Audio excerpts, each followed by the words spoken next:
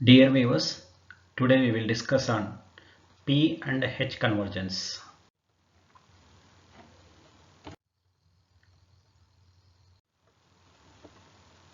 First we will understand the convergence criteria.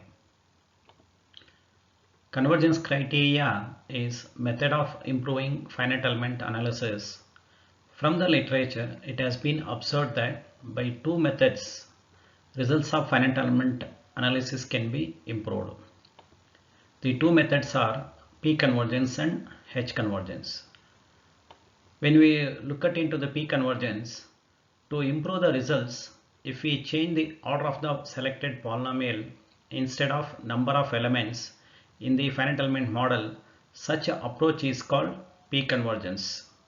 This method is less extent used in FEA as it involves change of mathematics, algorithm, coding, etc.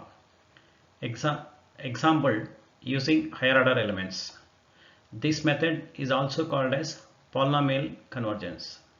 The second method is H convergence. When we look at into this, to improve the results, if we change the number of elements in a finite element model without changing the order of the polynomial, such an approach is called H convergence. This method is widely used and partially automated by many algorithms of the mesh adoption. This tool is available in almost all commercial FE codes. This is also called as mesh refinement. Example, using more linear order elements. H convergence is also called as mesh convergence. Let us try to understand with one example. So in P convergence, here we have only one element and the element has primary nodes as well as secondary nodes.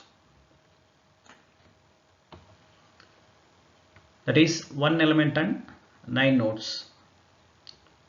Whereas in H convergence, for the same geometry,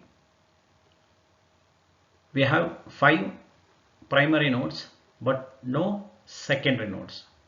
But when we see the number of elements used for the same geometry, there are 4 elements and 5 nodes. Thank you.